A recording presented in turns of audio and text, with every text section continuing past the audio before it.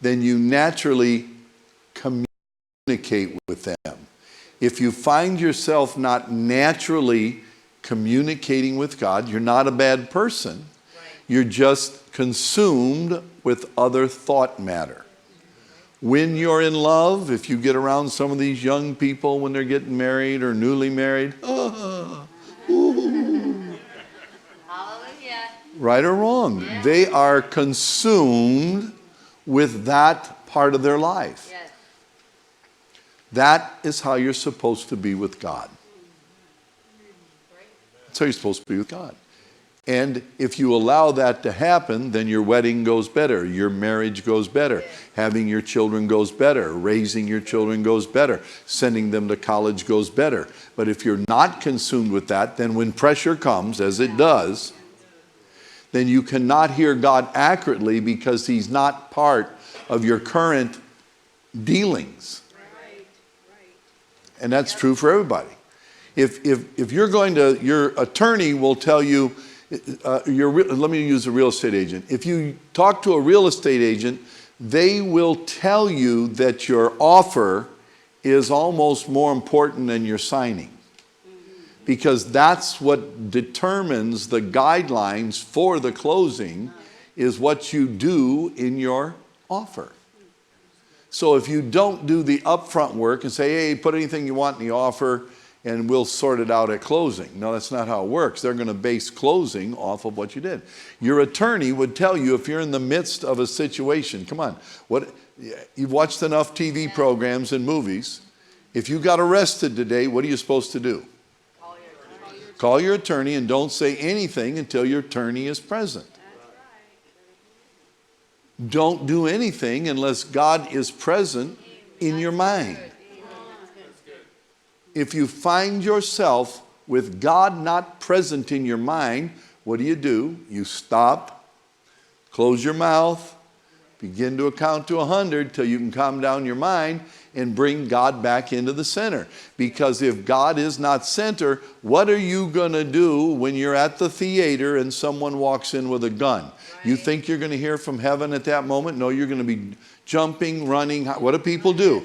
In the panic of the pressure, when standing up might be the right thing, you're laying down. Or when laying down is the right thing, you're standing up. Or to start screaming and yelling is the right thing, and that'll throw off the shooter. And you don't do it because somebody told you to be quiet. Who's hearing what I'm saying? Under pressure, you need to be able to accurately and clearly hear. And if you cannot bring yourself to accurately and clearly hear when there is not the pressure, what makes you think you're going to accurately hear when you are under pressure? Right? When you're not under financial pressure, it's easier to hear, true or false? But when financial pressure comes, you begin to feel the weight of that burden, and it presses you down, and you don't get along as well in your relationships. Come on, help me out here. And if you're single, you don't get along as well with yourself.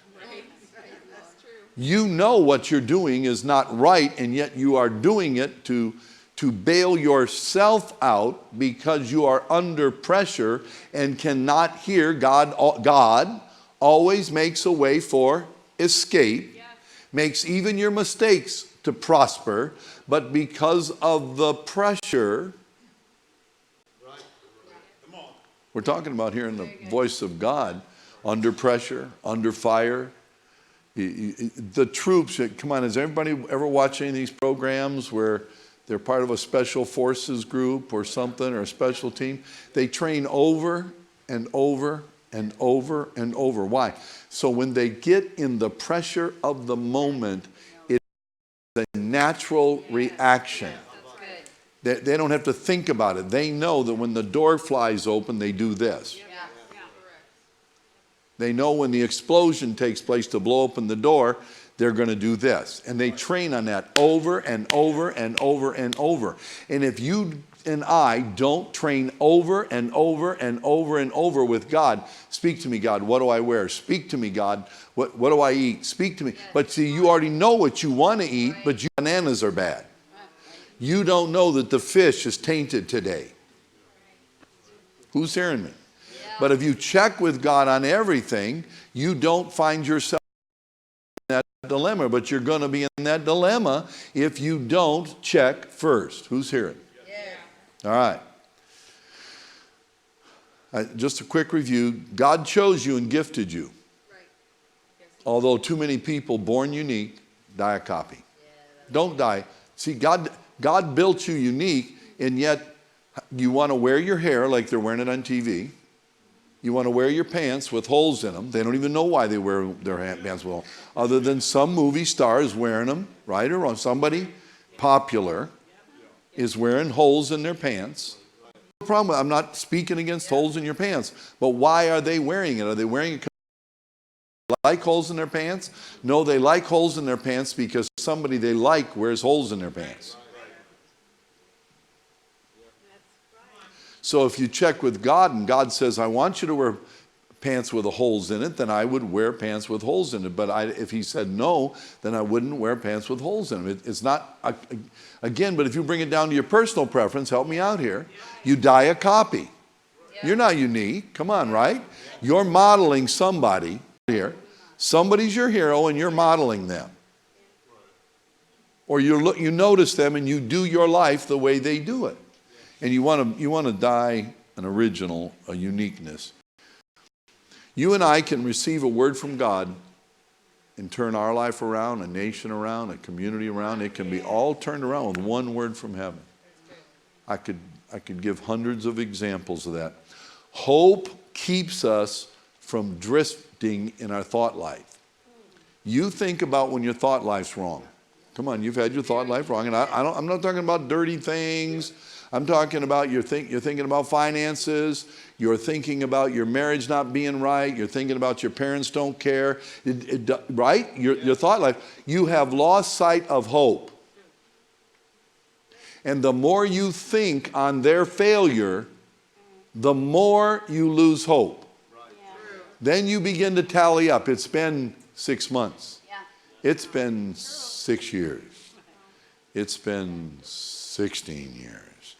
Then you lose hope, right? Could you imagine if Abraham would have lost hope?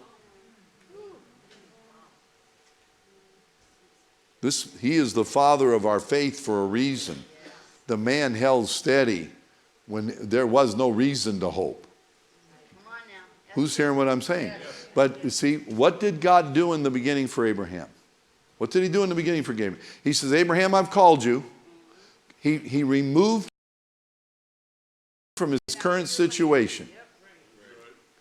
See, remember when you got saved? God moved you out of your current situation. And he brought you to a new place in life. And he brought you to a new people. What happens if you take somebody from your old life into your new life with you and they're not born again? You end up doing the same things with them that you did in your old life. Right or wrong? Okay. So, first he removed. Then he said to him, look up. Then he cut a covenant with him, right? If you could count the stars, you could count your kids. Do you realize that he didn't have all the lights you have? If you come out where I live, there's certain directions you can look in and there are more stars. There's not more stars. You can see more stars. But if you've ever been on a cruise ship, if you go to the back of the ship and look at the stars behind you, it's one of the most magnificent things you've ever seen. And you say, wow, there are so much more stars here.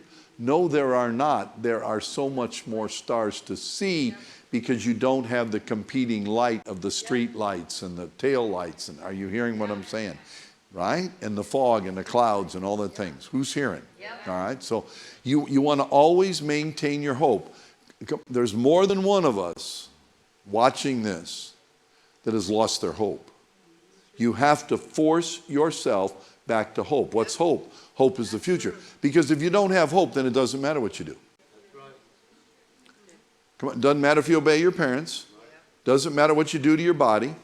Doesn't matter who you do things with your body, right? Because you've lost hope and you're not valuable.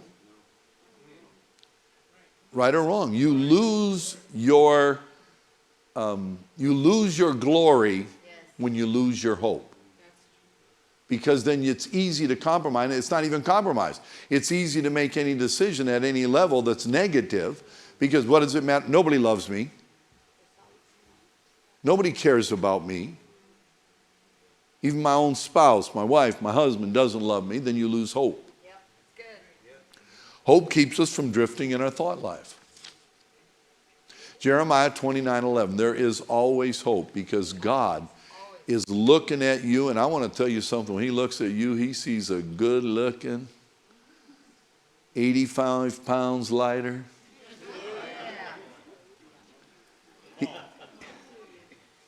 He sees you in your heavenly body. He loves you. He's not mad at you. He's not judging you.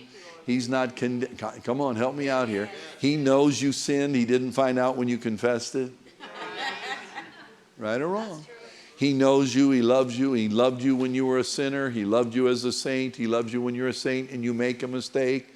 He's not tallying. Human. See, you think of God like people because people tally. You remember. Why are they trying to get you to remember? Because they're trying to destroy your hope. That's why you have to stay focused on what God said about you, not what another person. Come on, help me out here. Jeremiah 29, for I know, this is God talking, the thoughts that I have towards you.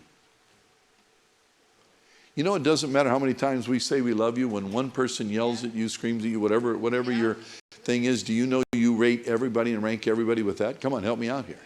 So even when somebody's telling you they love you and they mean it, you can't hear them because you're remembering what they said. Yep. And you know how you get rid of that? No. Forgive them. Yeah. See, until you forgive them, you will remember the bad. And when you hear other people talk, you hear that, what they're saying. Yeah. I didn't hear you. Yeah. For I know the thoughts that I think towards you, says the Lord. Thoughts of peace and not of evil. To give you what?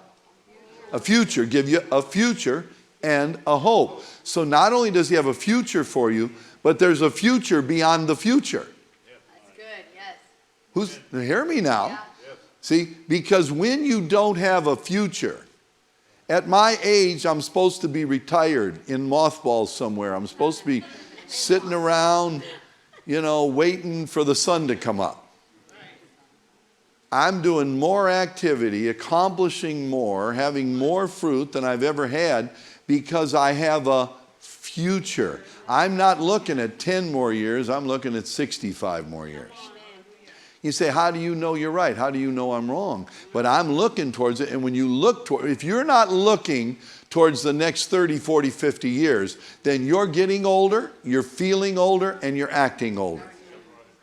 And I don't care if you're 20, 30, 40, 50, 60, it doesn't matter which one. You're not planning. I am planning for 2085. Lord.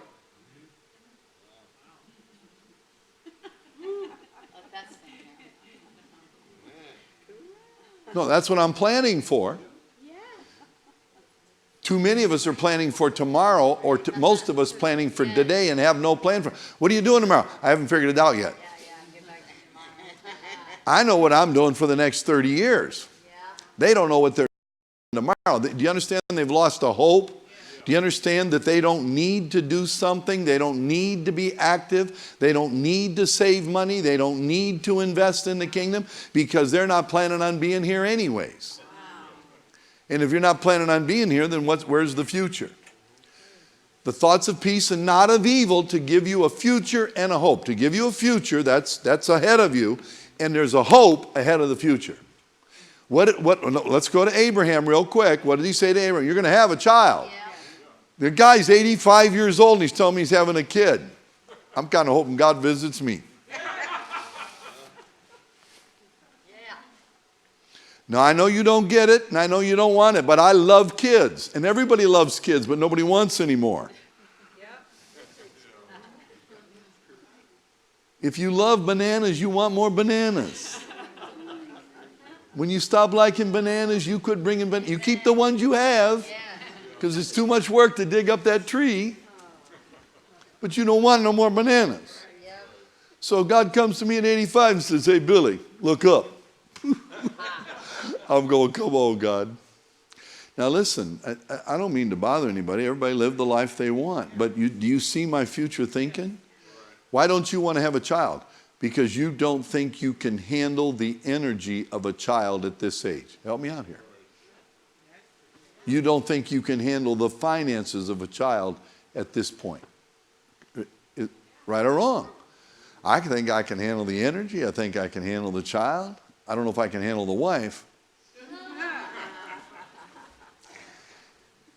I'm not trying to be negative. I'm trying to tell you, do you see the future and the hope that I have? Yes. See, you get moved by what you see and you lose your hope. You have to look to the future, to the morrow.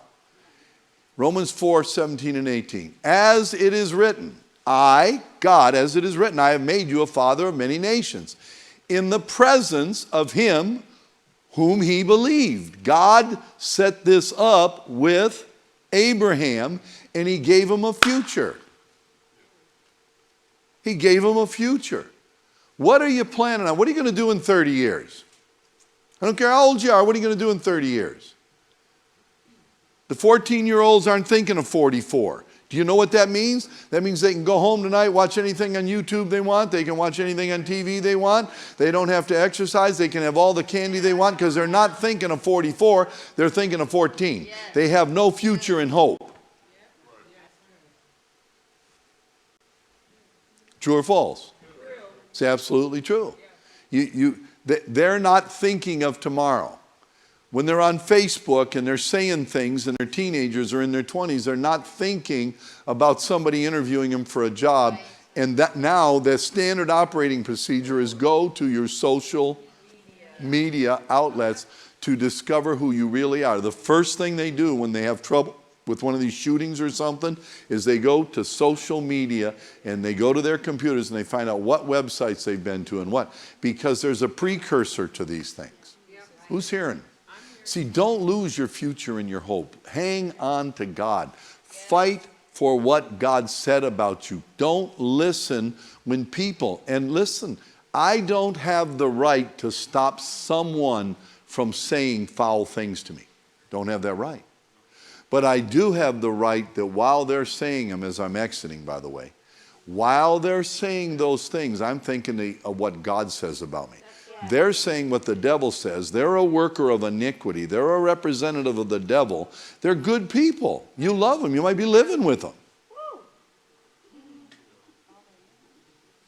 But you have to start running in your head, and as soon as you get out of there from that melee of their blessing, because they're helping you, right? Isn't that what they tell you when they're yelling at you? I'm trying to help you here. The Holy Ghost said the week off. I'm trying to help you. So tell me I'm helping you out with this. You have to go away and you have to say, no, I am the righteousness of God in Christ. Yes, I am kind, considerate, and caring. Yes, I am generous. Yes, I do love God with all of my heart and all of my soul and all of my mind and all of my strength. Because if you don't say opposite telling you, you buy into what your head said and you forget what the Word said, and that grabs you, it roots itself in you, and game over. The game's over. Because you are now rooted and grounded not in the Word of God, but in the attack from the enemy.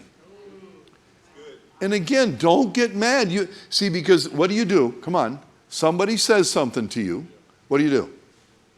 You take offense. You get mad. Is it true? No. Was it true what they said? Why did you believe it? What did Jesus do when he was accused falsely?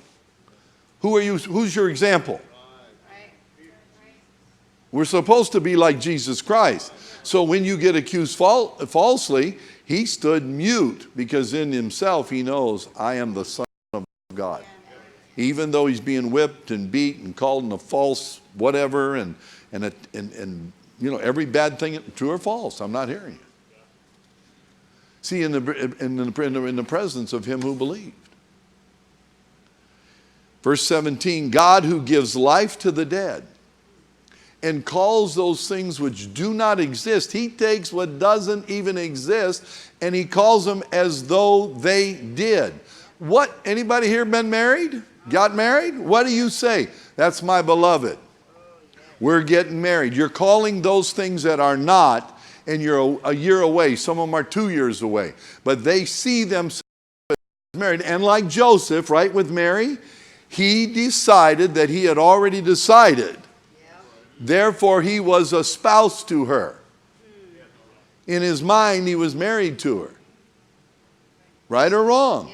Right? Talk to these young people. Before he was married, he was married. He wasn't looking for other girls.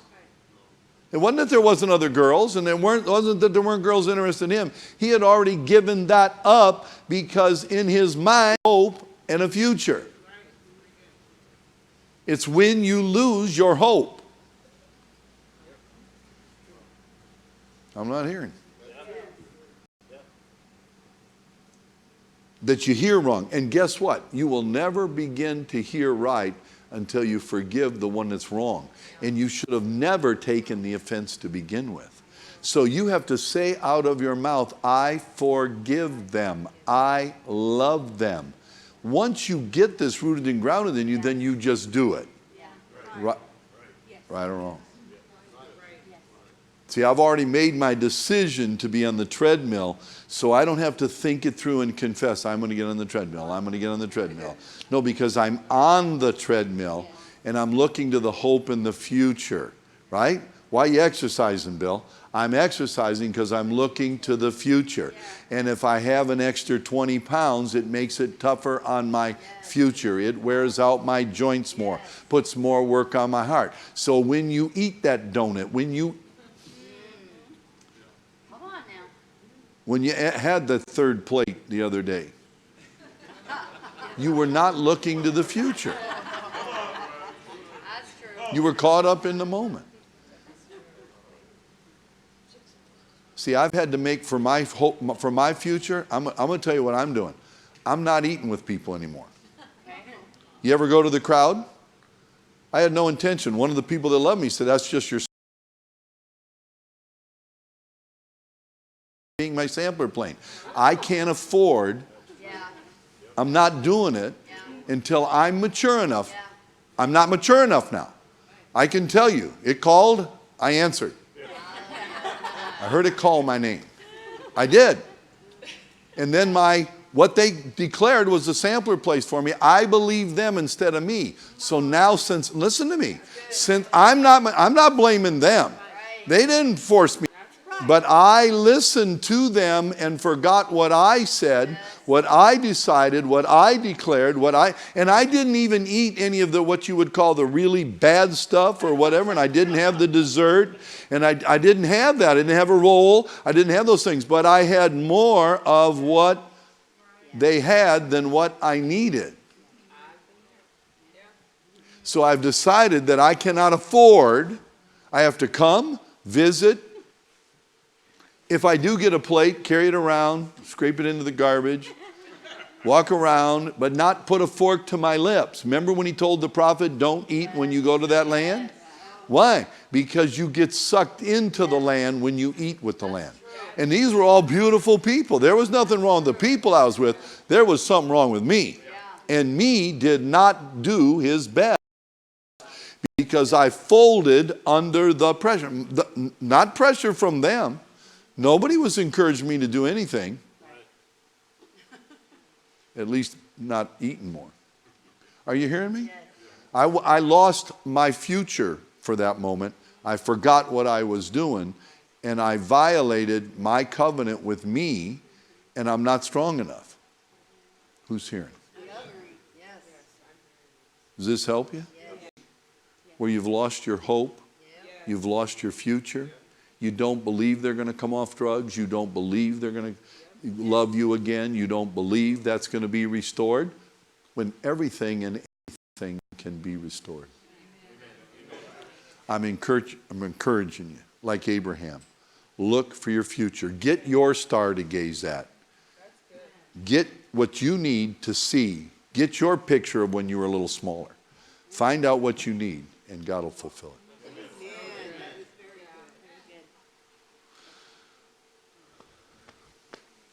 See, I'd like to preach a second one, but I'll wrap it up. I'm encouraging you. I'm encouraging you to find